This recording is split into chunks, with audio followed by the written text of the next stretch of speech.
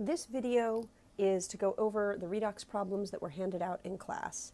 And the first thing that I would like to mention is that part A that was given here, don't do this one. This one was too hard. My apologies for giving it out.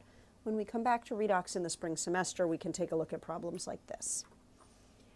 From there, I'd actually like to go and look at part C, because this is the simplest one, and then we'll go back to part B.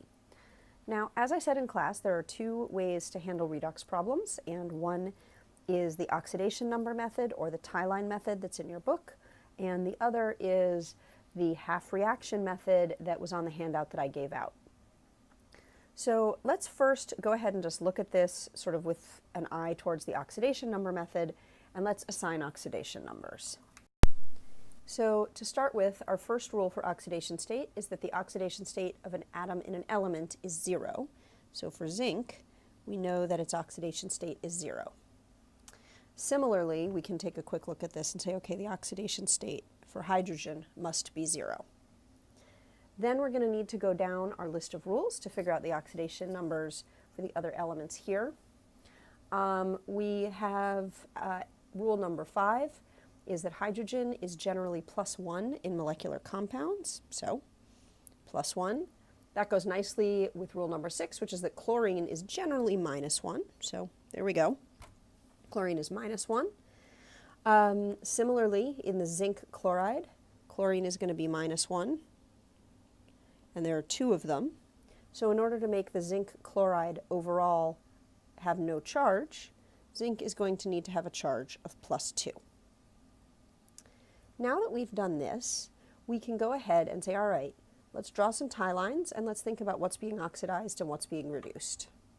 So we can draw a tie line between the zinc, and we can also look and say, all right, now we have chloride on both sides, but it's -1 and -1, so that's just a spectator in terms of redox. But then we have hydrogen, which is +1 on one side and 0 on the other. So that's the other thing that's participating in the redox reaction. And so I'll draw my tie line like this. When I think about zinc going from 0 to +2, I can say, all right, in order to go to a more positive charge, it has to be losing electrons, and it has to be losing 2. Similarly, when I look at hydrogen, I can say, okay, it's going from +1 to 0, so it has to be gaining an electron, and just one of them.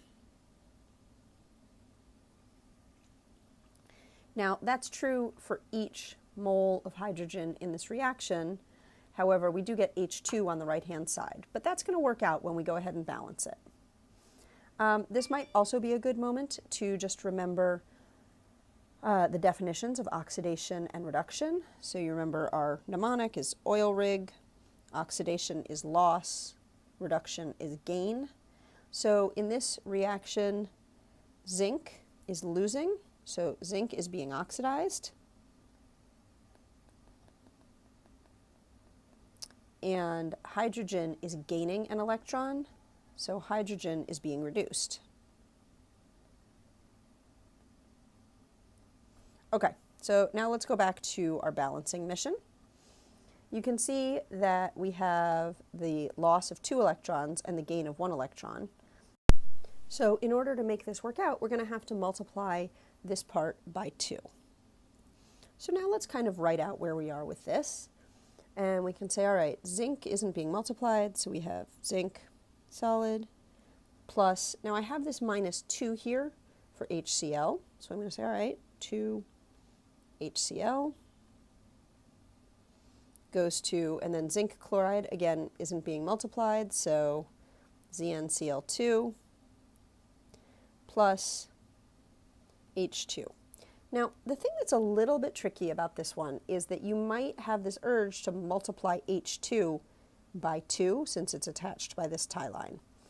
However, we don't do that because here we've formed this diatomic, so it's as if it was already multiplied by 2 in the unbalanced reaction. And you can confirm that that's okay by double checking that everything balances in this. So we have 1 zinc on the left, 1 zinc on the right, 2 H's on the left, 2 H's on the right, 2 chlorines on the left, 2 chlorines on the right. Also, the charge is overall neutral. There's no charge on the left and no charge on the right. So this overall is balanced. Now, let's say you don't really like the tie line or oxidation number method and you'd rather use the half reaction method. That's fine. That's how I prefer to do things. So we're going to go ahead and do that now. So the first thing when we're doing that we need to do is we need to separate it into half reactions. And for that, it is helpful to have assigned these oxidation numbers because we can see what is participating in the redox reaction, and specifically what is being oxidized and what is being reduced. So I'll go ahead and write out my half reactions, and that's going to be zinc goes to zinc chloride, but a lot of times with the half reaction method, it can be helpful to ignore the spectators. So in this case, I'm just going to write this as zinc 2+. And I know zinc is 2+ because it had 2 chlorides on it. Chloride is always -1 or almost always -1.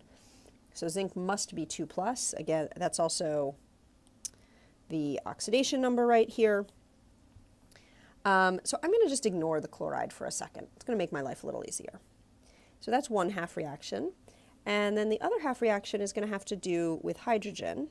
And again, I'm just going to ignore that chloride that's a spectator. So I'm going to have H+ goes to H2. So these are pretty easy half reactions to balance. When I start with the zinc one, the particles are balanced. There's no need to add hydrogen or oxygen. And all we need to do is balance the charge by adding 2 electrons on the right-hand side. Similarly, for the one with hydrogen, we can look and say, okay, the particles are not balanced. We have 2 hydrogens on the right and only 1 on the left. So I'm just going to put a 2 here. Now all of my particles are balanced, and I need to balance charge. I'm going to do this by adding 2 electrons on the left, so that now the left is electrically neutral, the right is electrically neutral. There we go. And this is a nice straightforward one also because you can see here that in the oxidation we have 2 electrons, and in the reduction we have 2 electrons, so they balance. We don't have to do any multiplication, and we can just add these 2 up. So when we add them up, we get zinc plus 2H plus 2E minus goes to zinc 2 plus 2 electrons plus H2. So the first thing you can do is cancel anything that appears on both sides, in this case the electrons. The electrons should always cancel. The other thing is we've been ignoring our spectator, but this could be a good place to add it back in. I can see that I have 2 H pluses, and since they come from HCl, that must mean I really have 2 HCl's. So let's try and just add those back in and say, okay, so now I've got zinc plus 2 HCl, and I can ignore the electrons because they're canceled. And now when I go to the right, I should also be looking for where to put that chloride, and it should be in the zinc chloride, and in fact there should be 2 of them. So we'll go to zinc Cl2 plus H2. And I can go through and double check this. I have 1 zinc, 2 chlorines, 2 chlorines, 2 hydrogens, 2 hydrogens.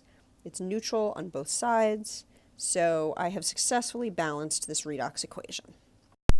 So now let's go ahead and go back to part B of this example, which is up here. We'll zoom in, make some room to work on this. And as soon as you look at this, you might say to yourself, okay, do I want to solve this one with the tie line or oxidation number method, or do I want to solve this one with the half reaction method? And because you might notice there are lots of H's and O's involved, H's and O's, generally speaking, that's a good sign that you're going to do better with the half reaction method. I would keep the oxidation number method for relatively simple ones like we had in part C. So to begin balancing this, we're going to start by assigning oxidation numbers just to know what's participating in the redox reaction. H plus is nice and simple, that's +1. First of all, hydrogen is usually +1, and second of all, the total charge of the species has to equal the sum of the oxidation numbers. So that was easy. Let's do the other easy ones now also. Iron 2+, similarly is 2+. Manganese 2 plus is, well, 2 plus. Iron 3 plus is 3 plus. And now we have things that are in compounds, so they're a little bit trickier. When we look at the manganese oxide, the one thing we know is that the oxygens must all have an oxidation number of -2, and there are 4 of them, so -8 total. And the overall charge on this manganese oxide is -1. So what we know is that the total charge on manganese oxide should equal the sum of the oxidation numbers. So we know that -1 should equal -8 plus the oxidation number on manganese. So when you write it that way, it becomes relatively clear that manganese must be in the +7 state. And when we go ahead and now do water, the hydrogens are +1, as they generally are. Oxygen is -2, as it generally is. And there are 2 hydrogens, so that balances out to neutral. Now that we have all of this settled, we can see that the 2 things that are actually being transformed in terms of oxidation number are manganese going from +7 to +2, and iron going from +2 to +3. So I'm going to use those in my half reactions. The first half reaction I'm going to do is the easy one, which is iron 2 plus going to iron 3 plus. If we go through our list of steps to balance half reactions, the first thing we need to do is balance particles. Done, including hydrogen and oxygen. They're not there. So all we need to do is balance charge, and we'll do that by adding 1 electron to the right-hand side. Now for our slightly harder half reaction, which is manganese O4 minus going to manganese 2 plus. So we're going to start by balancing particles. The first particle to balance is manganese. It's balanced. There's 1 on each side. The next particle to balance is oxygen. You'll notice that there are 4 on the left and none on the right, so let's fix that by adding 4 oxygens on the right. Remember that we always do this by adding water, not by adding O2.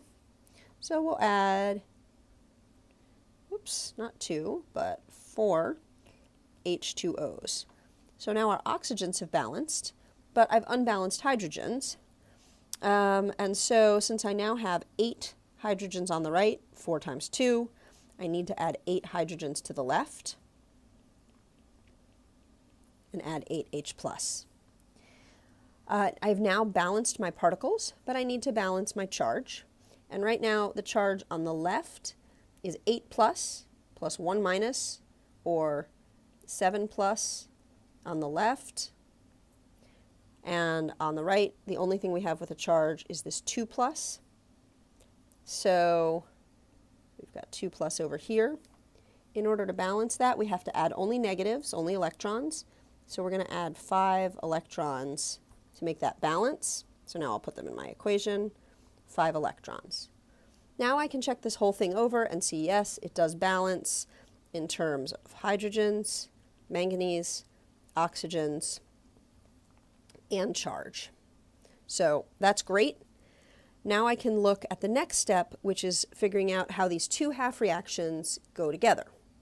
And the important thing to notice is that we have 5 electrons in this half reaction and only 1 electron here. So in order to balance our electrons, we're going to multiply this top half reaction by 5. So now we'll add them up. We're going to get 5 iron 2 plus 8H plus MnO4 minus plus 5 electrons. That's everything on the left. On the right, that goes to 5 iron 3 plus 5 electrons plus Mn2 plus 4 waters. I'm going to go ahead and cancel anything I can, which in this case is just the electrons. And then I'm going to write it out and check that it all balances. So we have 5, sorry about that, iron 2 plus 8 H plus MnO4 minus goes to 5 Fe3 plus Mn2 plus 4 H2O. And I can go through and check this step by step. I have 5 ions on the left and 5 ions on the right, so that looks okay. I have 8 H's on the left, 8 H's on the right. Good sign, that balances.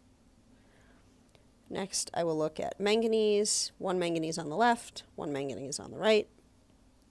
Great. Then we have 4 oxygens on the left, 4 oxygens on the right, because there are 4 waters, so that balances. And then the last thing to check is that the charge balances.